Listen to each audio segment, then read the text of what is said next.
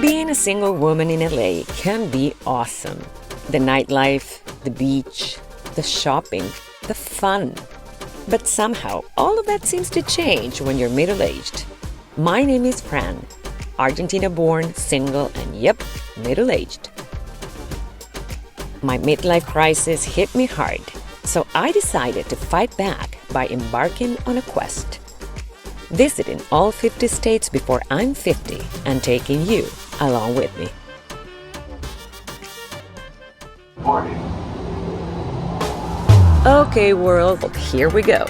Planes, trains, and automobiles, buckle up, because this is going to be one heck of a ride.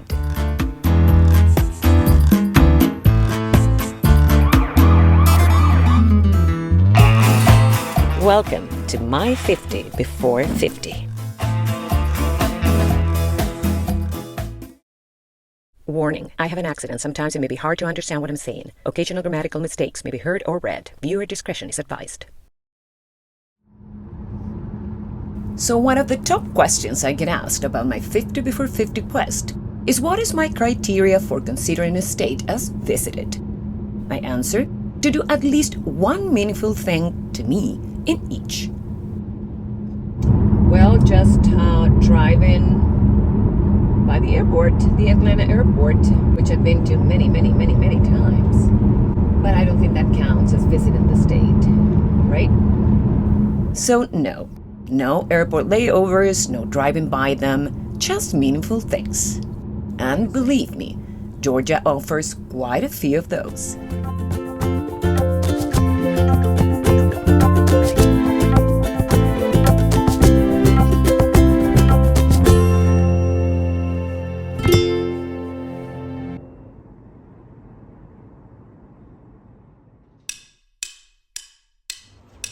I started with a late visit to Daddy's D'z BBQ Joynt, a recommendation of my friend Hilda, who would be my hostess in Atlanta.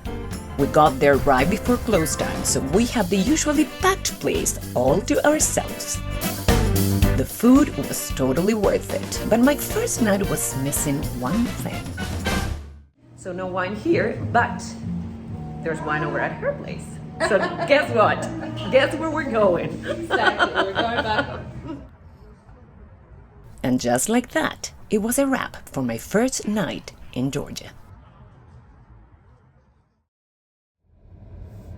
The following morning, it was time to explore the city, its beautiful architecture and some of its many landmarks. So off I went. My first stop, the iconic Ponce City Market. This very unusual market, which includes a mighty food hall with plenty of beautiful restaurants and bars, all sorts of shops, and it's also a living space, was named after a Spanish explorer, Juan Ponce de León, and started off as a mineral spring reminiscent of the explorer's quest to finding the Fountain of Youth. Well, not sure you'll find that here, but pretty sure you'll find everything else. 'Cause, everything is somewhere, right?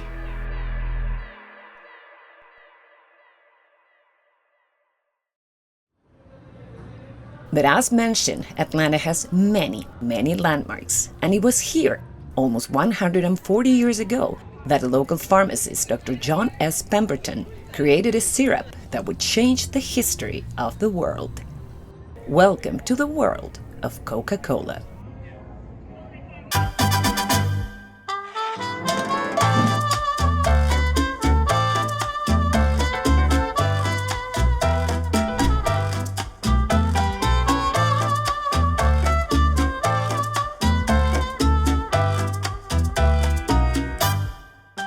You make your way in through the Room of Wonders, featuring memorabilia from all over the world, and then straight into the vault to discover the history, secrets, and rumors behind the most valuable global food and drink brand ever created.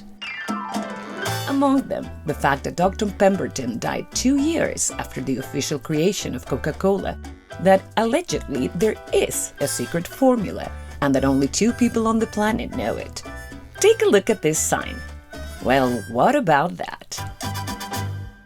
it is impossible to fit all Coca-Cola merch under one roof, so the following rooms are just very small samples of it, including items related to different decades, nations, and even sports. Ouch, this one still hurts for an Argentinian.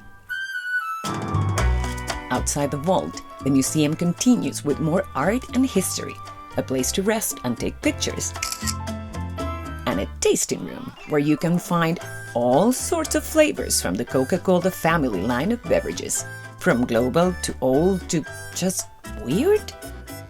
A lot of weird faces in this tasting room. Keep the original formula, please.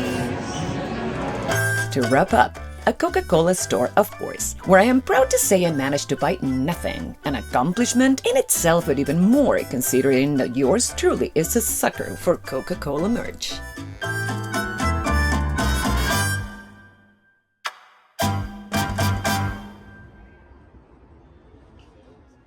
Another night, another dinner.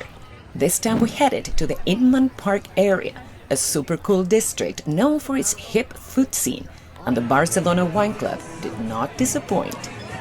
With amazing ambience, tapas, wine, and the best flan we have ever tasted, this was a perfect ending for my second night in town.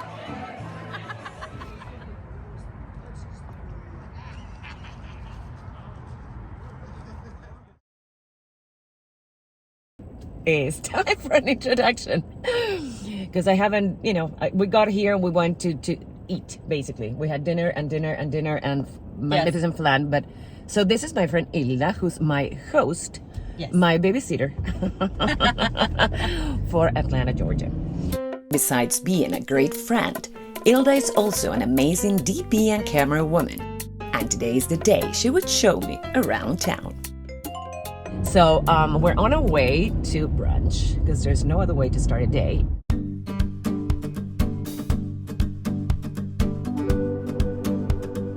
But first, some history along the way. So this is like the Fox Theater. Okay. It's one of the icons here in And I see Coca-Cola. in Atlanta. This is Midtown. Yes, this is Midtown. But something you have to really note when you're here is that there's a couple of Peach Street streets. Okay. So you have to pay attention if it's Peach Street, Peach Street Avenue, Peach Street Lane, Peach Street Drive, so, Peach Street that's Boulevard, the whole thing. Peachtree. Yes. So that's a little bit Court? of like, people make fun about that here, because you got to pay attention when they give you an address. What kind of peach? Exactly.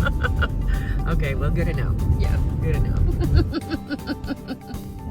And only a few peaches later, we made it into Buckhead. So we're on our way to brunch. Yes. And this is the little Beverly Hills of Atlanta, as per my friend. So we might go shopping. Or not. Yes. Or not.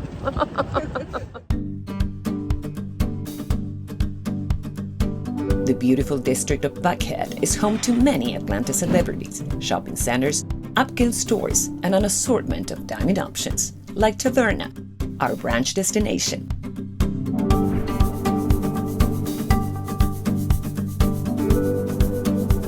Furthermore, this was Christmas time, so everything was decorated for the holidays, including its flea market, which featured a very special guest.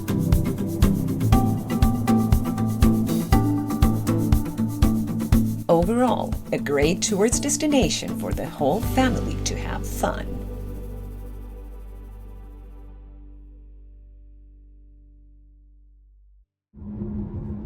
And from the Beverly Hills of Atlanta to its Central Park.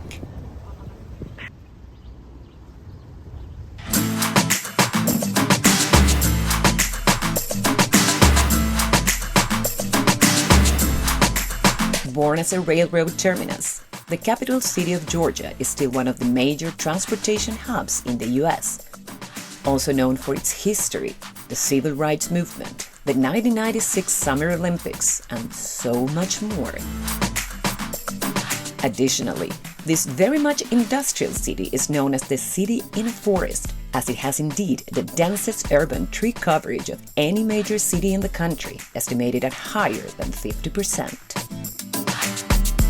beginning to rain. She says I'm wrong, but as we all know, I'm never wrong. It says 45 minutes. Okay, well. It will rain in 45 minutes.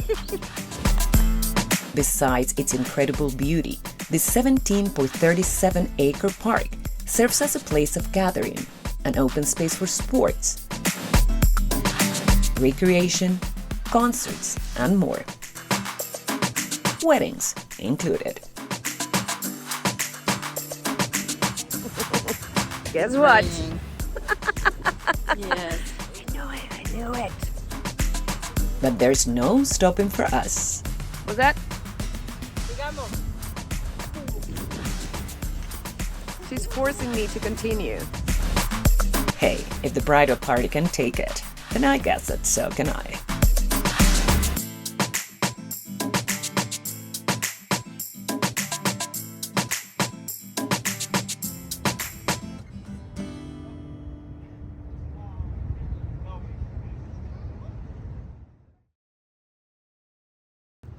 And from Central Park back into town by taking a stroll along the Atlanta Beltline, a 22-mile loop that connects many city highlights like the Ponce City Market, which I have visited on my first day, and offers all sorts of different attractions along the way. And why not, yet more magnificent city views.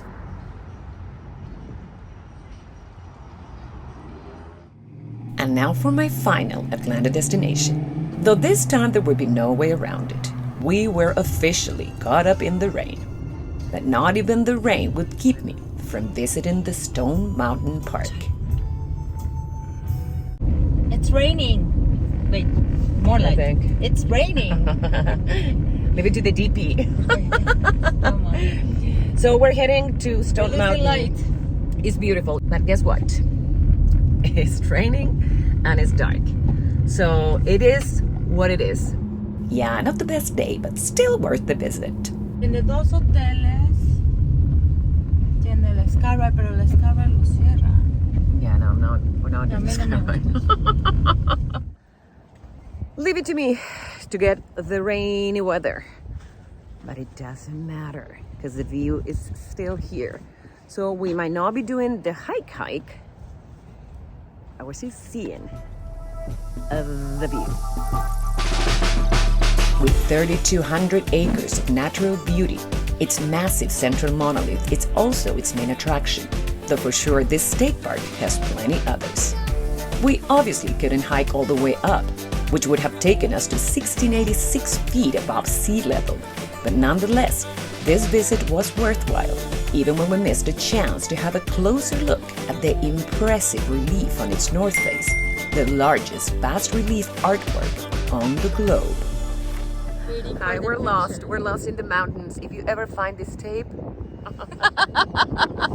Walking on this surface was an experience in itself, as you are stepping on the largest piece of exposed granite in the world. And it truly feels just as stunning and unique as it looks. Not only is this a geologist's dream, but also the #1 tourist attraction in Atlanta and an absolute must for all visitors.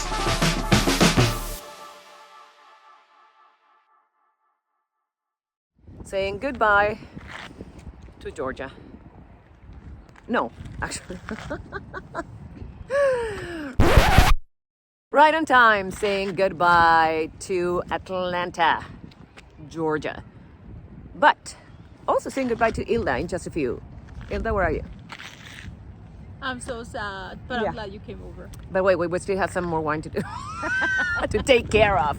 But there's actually more Georgia tomorrow. No more Atlanta, but more Georgia, and with another guest. See that? So after the final toast in town, it was a wrap for Atlanta. But I had told you I was not done with Georgia yet. As a matter of fact, I was just getting started. My final stop would be the beautiful city of Savannah, and for the first time ever, along a returning guest.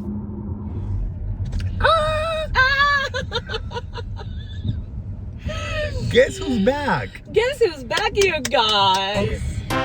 Reintroducing Nico, who you met in Milwaukee a few months back.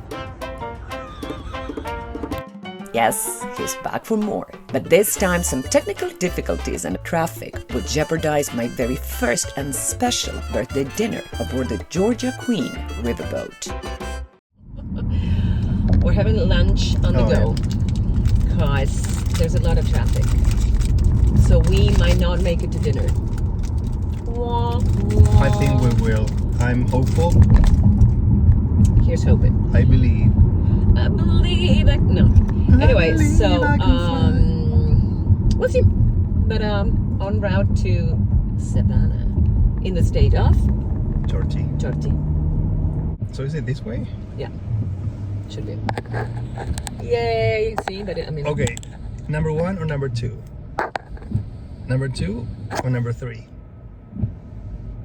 Number 3 Okay. or number 4? So we're still driving. It's been a day. Yeah. No. We might not get it. We might not make it to the. We might not make it I think to. we will. This I is. think we will. What do you really think we're gonna make it? I wish. But, It says 6:33 arrival, and we have to be there at 6. but it departs at 7. So I think they do that for the latecomers so that people don't show up at like 7:15. I don't know. Because I mean, like dinner, I really don't know. I really don't know. What it said is that if you're doing like the regular cruise, you need to be there 30 minutes in advance. And if you're doing the dinner one, you need to be there 60 minutes in advance. That doesn't make sense to me, but stay tuned. Stay tuned.